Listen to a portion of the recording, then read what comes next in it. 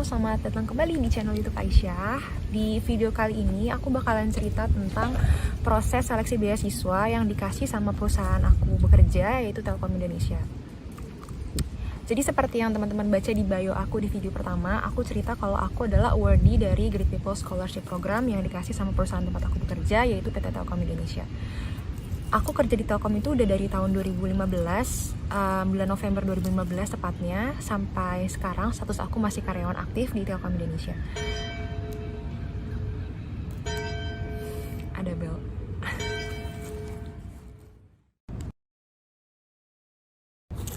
Halo, jadi di video kali ini aku bakalan cerita tentang proses beasiswa, seleksi beasiswa yang aku dapat dari Telkom.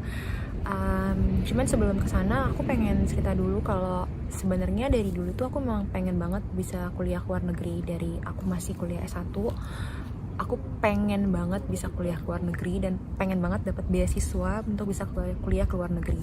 Cuman pada saat lulus S1 banyak teman-teman aku yang langsung coba apply beasiswa ke luar negeri, tapi pada saat itu aku memutuskan buat kerja dulu.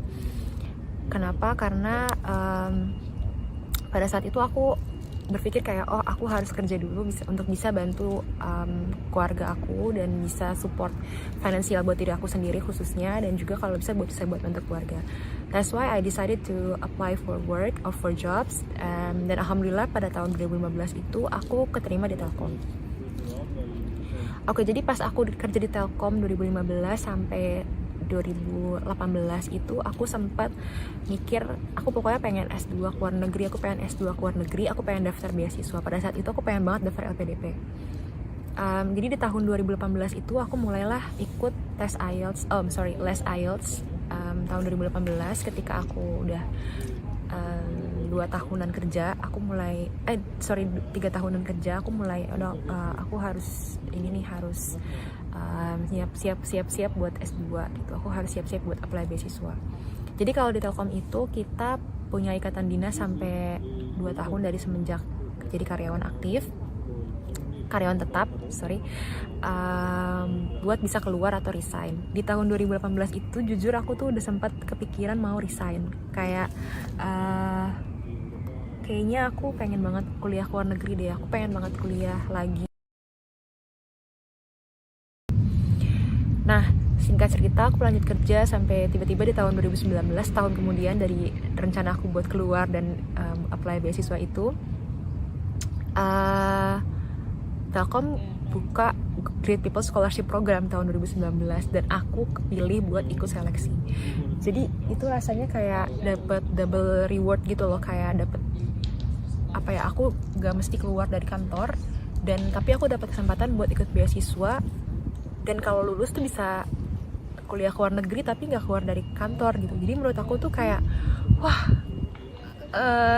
excited banget dan deg-degan banget pada saat itu, kayak oh my god, ini itu yang aku tunggu-tunggu, kayak ini yang aku pengen banget dapat kesempatan beasiswa dari kantor tempat aku bekerja.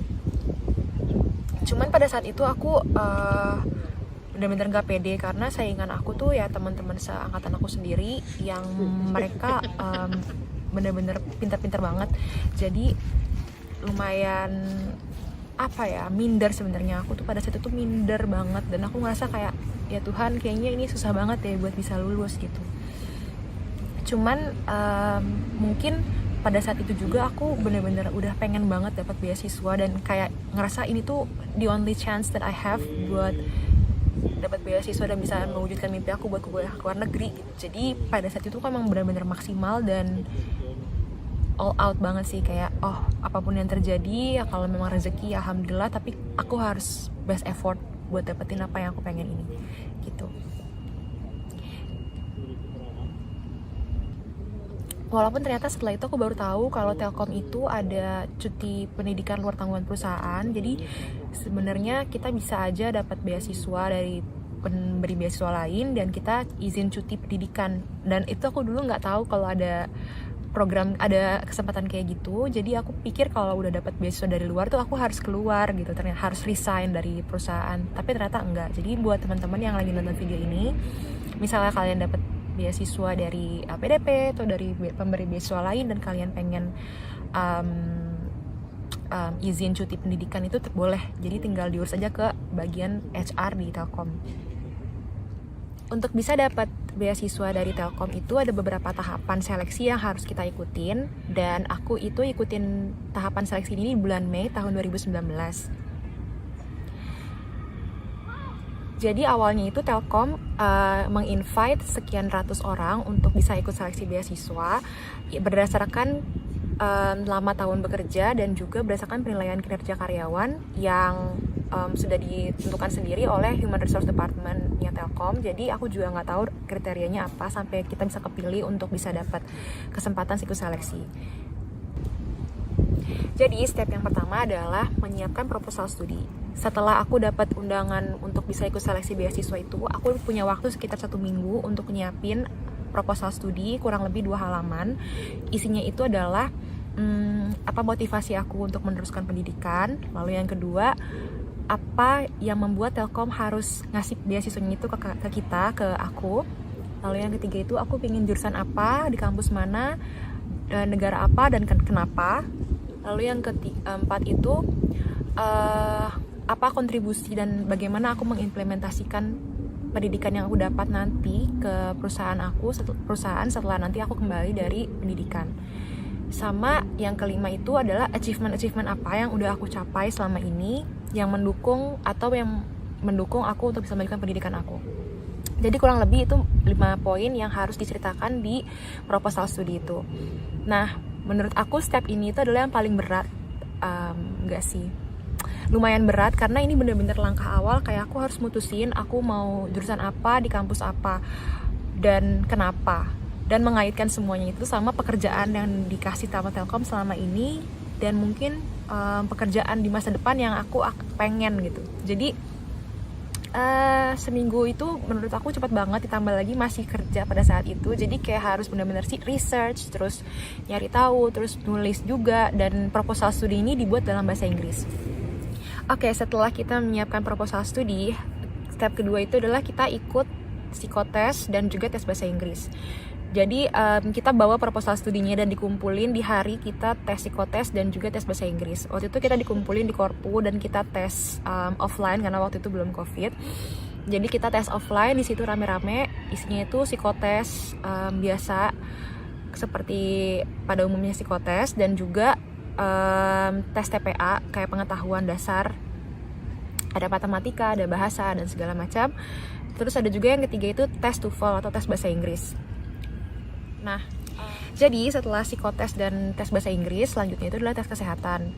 Tes kesehatan ini ya medical check up biasa, dicek darah, jantung, paru-paru, urin, buta warna, dan segala macam. Jadi Telkom itu ada syarat kesehatannya, supaya bisa dapat beasiswa ini kita harus terjamin sehat dan bisa di sana tuh nanti nggak sakit-sakitan gitu. Oh ya, karena kebetulan di batch aku ini semuanya itu nanti harus milih kampus luar negeri. Jadi biasanya Telkom itu ada kampus, bisa milih kampus dalam negeri dan juga luar negeri. Cuman di batch aku kebetulan kita harus milih, semuanya itu harus milih kampus luar negeri gitu. Jadi untuk bisa dikirim ke luar negeri kita harus memastikan kalau kita tuh sehat dulu gitu. Tahapan selanjutnya itu adalah seleksi interview. Seleksi interview ini pakai bahasa Inggris dan interviewernya bukan employer atau bukan karyawan Telkom atau orang HCM, tapi interviewernya itu dari interviewer LPDP. Jadi benar-benar mereka udah profesional dan udah biasa ngewawancarain orang buat dapat beasiswa. Di interview ini adalah yang paling menegangkan buat aku karena kita harus ngobrol pakai bahasa Inggris dan menjelaskan semua yang sudah kita tulis di proposal studi kepada si interviewer. Jadi pas kita masuk itu interviewer udah megang dua-duanya. Interviewer udah megang proposal studi kita dan juga hasil psikotes kita. Jadi dia bisa membaca kita tuh orangnya kayak gimana, dan juga dia juga ngerti menggali soal kenapa kita pengen S2 dan segala macam motivasi yang kita punya. Kalau dari pengalaman aku sih, dia memang lebih banyak nanya soal apakah aku nanti mampu beradaptasi di negara luar, di Inggris yang aku pilih. Terus juga soal pelajaran yang aku pilih, apakah aku mampu beradaptasi dan apakah itu relate sebenarnya sama apa yang mau aku lakukan nanti di masa depan buat perusahaan aku dan juga buat negara. Nah, yang menarik itu pada saat interview ada satu pertanyaan yang masih aku inget banget sampai sekarang. Jadi si interviewer aku itu nanya soal apakah aku mampu beradaptasi di negara luar, di negara asing, dan menjadi minoritas gitu. Dalam arti dia menyebut bahwa aku pakai jilbab, dan nanti kalau misalnya kamu di luar negeri, apakah kamu siap buat jadi minoritas di mana orang-orang di sana tuh nggak pakai jilbab, atau misalnya kehidupannya berbeda banget sama culture di Indonesia dan segala macam. Bagaimana kita bisa beradaptasi? Di pertanyaan ini aku jawab dan jelasin sebisa mungkin kalau aku sangat mudah beradaptasi dan sangat mudah untuk bisa berbaur dengan culture yang baru, dan juga bisa dengan tidak mengurangi keyakinan dan originalitas aku sebagai seseorang gitu. Nah, di situ untuk tips cara ngejawab interview sih sebenarnya menurut aku di situ aku belajar ketika aku ngomong kayak gitu doang, interviewernya itu masih tetap nanya lagi gitu. Nah, sampai akhirnya aku memberikan satu example atau contoh yang pernah aku experience selama aku hidup, kayak apa sih pengalaman aku yang berkaitan sama let's say being a minority di satu tempat gitu. Nah, jadi aku coba kaitkan sama pengalaman aku yang pernah aku dapat, dan dari situ dia akhirnya menerima jawaban aku dan nggak nyecer lagi gitu. Karena ketika jadi coba kita gali pengalaman-pengalaman apa yang pernah kita dapat sebelumnya yang bisa mendukung jawaban kita tentang apapun yang ditanya sama si interviewer. Itu sih. Ya, oke. Jadi setelah interview selesai, pengumumannya itu baru ada tanggal 3 Juli 2019. Jadi pengumumannya itu masih 1 bulan kemudian setelah dari tes terakhir interview itu. Dan keluar dari interview itu jujur aku kayak down dan ngerasa kayaknya aku nggak dapet deh beasiswa ini, karena aku ngerasa si interviewer itu benar-benar membuat mental aku jatuh pada saat itu. Jadi, dan aku nggak tahu apakah dia sebenarnya ngerti sama omongan aku apa enggak, karena I talk in English, tapi pada saat itu tuh English aku masih belepotan banget ya, walaupun sekarang masih belepotan juga sometimes, tapi ya pada saat itu aku ngerasa itu bad English banget. Cuman ternyata akhirnya di tanggal 3 Juli 2019 itu aku dapat pengumuman kalau aku lulus. Dan itu posisinya aku lagi di STO di tempat aku ngantor sama teman kantor aku, dan aku dapat pengumuman kalau misalnya aku lulus. Itu rasanya seneng banget alhamdulillah, karena dapat beasiswa dari tempat kerja itu salah satu mimpi yang kayak menurut aku hampir impossible banget buat aku dapat, tapi ternyata dapat. Alhamdulillah gitu. Nah, dari sekian panjang cerita aku tentang proses seleksi beasiswa ini, ada beberapa hal yang pengen aku ingetin sih buat teman-teman yang emang pengen dapat beasiswa dari tempat bekerja atau dari manapun. Yang pertama itu adalah satu, siapin segala-galanya itu dari sekarang. Karena ketika kamu udah niat mau kuliah S2 di luar negeri, jangan nunda-nunda buat nyiapin semuanya. Buka syarat-syaratnya, buka syarat-syarat beasiswanya itu apa aja, buka syarat-syarat daftar kampus itu apa aja. Jadi udah siapin semuanya itu dari sekarang. Jadi ketika ada kesempatannya itu nggak kayak aku pada saat aku daftar beasiswa ini kayak tergopoh-gopoh, maksudnya belum siap, belum benar-benar mutusin mau kemana, mau ngapain, mau gimana, itu belum ada. Jadi lumayan keburu-buru gitu. Padahal aku udah niat pengen S2 dari lama, cuman aku nggak mulai nyiapin. Itu satu. Jadi siapin aja apapun yang bisa kalian siapin dari sekarang. Sama yang kedua, mulai dari sekarang kalau kalian masih sekolah, perbanyaklah aktivitas-aktivitas yang bisa mendukung kalian buat sekolah luar negeri atau buat dapat beasiswa. Jadi emang yang paling susah, karena yang paling susah itu adalah nyari achievement apa nih yang bisa support kita supaya orang tuh percaya ngasih beasiswa itu ke kita gitu. Jadi misalnya kamu rajin-rajin lah aktif organisasi atau aktif research atau aktif kegiatan-kegiatan sosial atau whatever yang bisa mendukung kamu buat dapat beasiswa. Dan itu nggak bisa dilakukan dalam waktu yang sebentar. Jadi kalau memang niat buat dapat beasiswa sekolah luar negeri, mulai dari sekarang sih buat aktif ngapa-ngapain gitu. Lalu yang ketiga itu jangan berhenti usaha, berdoa, dan melakukan yang terbaik. Karena di setiap tes beasiswa itu pasti ada kesulitan-kesulitannya masing-masing. Dan menurut aku selama kita mau berjuang dan berusaha pasti ada jalan.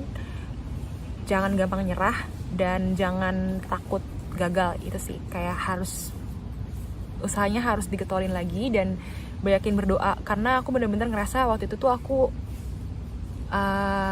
mungkin juga ditambah sama doa orang tua, makanya bisa rezeki sampai ke sini dan bisa lulus dapat beasiswa dari Telkom gitu. Terakhir aku pengen ngucapin terima kasih banyak buat perusahaan tempat aku kerja, Telkom Indonesia, karena tanpa beasiswa dari Telkom aku nggak mungkin ada di sini sekarang dan aku nggak mungkin bisa mewujudkan cita-cita aku. Dan Telkom selama ini udah jadi rumah buat aku karena aku selalu dapat lingkungan kerja yang nyaman, alhamdulillah, dan bisa dapat teman-teman serta atasan serta tim yang support aku banget selama ini, yang tanpa mereka aku yakin aku juga nggak mungkin dapat beasiswa ini kemarin, karena mereka benar-benar support aku, dan pengalaman-pengalaman yang aku dapat dari aku kerja selama 5 tahun terakhir di Telkom itulah yang akhirnya bisa ngasih aku cerita tentang apa yang aku tulis di proposal studi aku gitu. Jadi I'm so grateful for being a part of Telkom Indonesia. Terima kasih. Oke, sekian video kali ini tentang seleksi beasiswa Telkom yang aku ikutin. Semoga bermanfaat. Kalau teman-teman mau nanya lebih lanjut, boleh tanya di komen atau misalnya di email ke aku juga nggak masalah. Nanti aku akan coba bantu sebisa mungkin, terutama teman-teman yang lagi ikut seleksi beasiswa atau yang lagi pengen nyari beasiswa. Semoga video ini bermanfaat. Tetap semangat, stay safe, stay healthy, dan sampai ketemu di video berikutnya. Bye-bye.